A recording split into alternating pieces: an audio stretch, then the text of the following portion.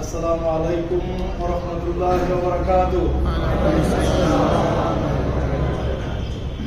ইন্নাল হামদালিল্লাহ নাহমাদুহু ওয়া নুসাল্লি আলা রাসূলিল কারীম, আম্মা বা'দ।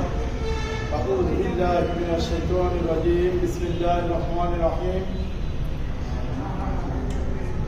ওয়ালতাকুম মিনকুম উম্মাতুন ইয়াদউনা ইলাল খায়রি ইয়া'মুরুনা বিল মা'রুফি ওয়া ইয়ানহাউনা আনিল মুনকার। উপস্থিত শহীদি কাফেলা শ্রীপুর পৌর ৫ নং ওয়ার্ড প্যারামন ওয়ান ইউনিটের আজকের ইফতার মাহফিলে আমাদের মাঝে প্রধান অতিথি হিসেবে উপস্থিত আছেন অত্র ওয়ার্ডের সম্মানিত আমির, উপস্থিত আছেন অত্র ইউনিটের সম্মানিত সভাপতি, উপস্থিত আছেন বাংলাদেশ জামায়াত ইসলামী বিভিন্ন দায়িত্বশীল বিন্দু ও সুধী সমর্থক ভাইরা। আজকে মাহে রমজানের 12তম সিয়াম। আমরা আজকে কয়েকজন ভাই আসর নামাজের পরে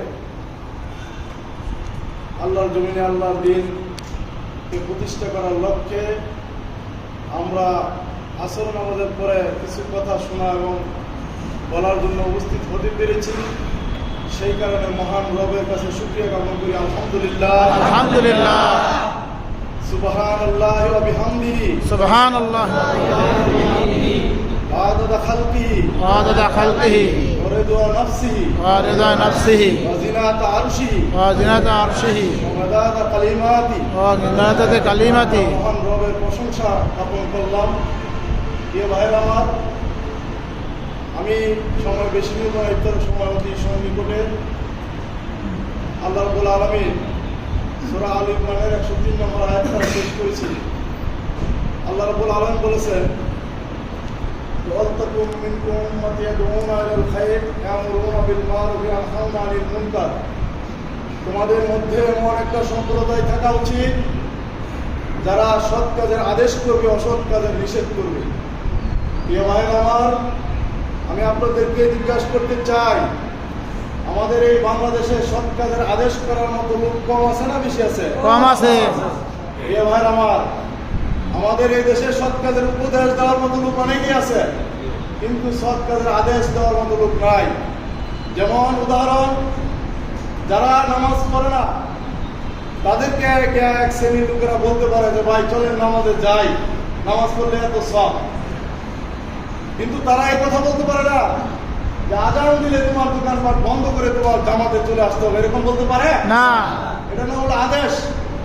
যে ব্যক্তি বলতে পারে যে আজান হওয়ার সাথে সাথে এদেশের শিক্ষাঙ্গন, কলকারখানা, অফিস আদালত সমস্ত কিছুকে তালাবদ্ধ করে তোমরা মসজিদের দিকে দাবিত হও, এটার নাম হলো আদেশ করা।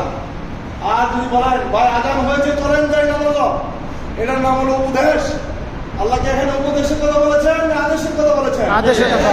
প্রিয় ভাইরা আমার, যদি রাষ্ট্রীয় পাওয়ারে বাংলাদেশ জামায়াত ইসলামী ক্ষমতা আসে, এগুলো আদেশ করা হবে। প্রিয় ভাইরা আমার, আপনারা জানেন ইসলাম যতদিন ক্ষমতায় না আসবে ততদিন পর্যন্ত পরিপূর্ণ ইসলাম এদেশে কায়েম হবে না। আপনারা জানেন আল্লাহ রাব্বুল আলামিন সূরা হজের 41 নম্বর আয়াতে বলেছেন যে আল্লাযীনা ইম্মাক্কান্নাহুম ফিল আরদ আকামুস সালাতা ওয়া আতুজ যাকাত ইয়ামুরুনা বিল মা'রুফি ওয়া ইয়ানহাউনা আনিল মুনকার। প্রিয় ভাইরা আমার, আল্লাহ রাব্বুল আলামিন বলেছেন তোমরা যদি রাষ্ট্রীয় ক্ষমতায় আসো অথবা রাষ্ট্রীয় ক্ষমতায় বসো, তাহলে তোমাদের 4টি কাজ করতে হবে। কয়টি? 4টি কাজ করতে হবে। প্রিয় ভাইরা আমার, আমাদের এই বাংলাদেশের বয়স 53 বছর হয়ে গেল, রাষ্ট্রীয় ক্ষমতায় কি আসে নাই? কথা বলেন ভাইরা, রাষ্ট্রীয় ক্ষমতায় আসে নাই? এই 4টি কাজ করেছে না। প্রিয় ভাইরা আমার, 1 নম্বর কাজ হলো যে আল্লাযীনা ইম্মাক্কান্না ফিল আরদ আকামুস সালাত। তুমি যদি জমিনে ক্ষমতায় আসো তাহলে তুমি আকামুস সালাত, সালাত প্রতিষ্ঠা করো। প্রিয় ভাইরা আমার, আমাদের এই দেশে কি সালাত প্রতিষ্ঠিত আছে? এই সালাত প্রতিষ্ঠা কি ফেরেশতারা করবেন? জিনেরা করবেন? এই সালাত প্রতিষ্ঠিত আমাদের মতো আপনাদের মতো মানুষই করতে হবে। কারণ আপনাকে আমাকে আল্লাহ রাব্বুল আলামিন এই দুনিয়ায় নেতৃত্ব দিয়ে পাঠিয়েছেন, প্রতিনিধি হিসেবে পাঠিয়েছেন। আল্লাহ রাব্বুল আলামিন সূরা বাকারা 30 নম্বর আয়াতে বলেছেন, ওয়া ইয ক্বালা রাব্বুকা লিল মালাইকাতি ইন্নী জাইলুন ফিল আরদি খলিফা। আমি প্রতিটা মানুষকে এই পৃথিবীতে প্রতিনিধি হিসেবে প্রেরণ করেছি, খলিফা হিসেবে প্রেরণ করেছি। অতএব আমাদের প্রতিনিধিত্ব দায়িত্ব পালন করতে হবে। সেই কারণে বলেছেন যে আকামুস সালাহ, তোমরা সালাতগুলা প্রতিষ্ঠিত করো। প্রিয় ভাইরা আমার, সালাত প্রতিষ্ঠিত হলো আযান দেওয়ার পরে যত পার্সেন্ট মুসলমান আছে প্রতি পার্সেন্ট মুসলমান মসজিদে হাজিরা দিতে হবে। এটা না হলো সালাত প্রতিষ্ঠিত করা। প্রিয় ভাইরা আমার, আজকে আমাদের এই দেশে ৯৯% মুসলমান আমরা দাবি করি নাকি? কিন্তু আমরা ৫ থেকে 10% মানুষ আমরা নামাজি দেখি নাই। অথচ নামাজের শাস্তি কি জানেন? বেনামাজি কোনোদিন জান্নাতে প্রবেশ করবে না।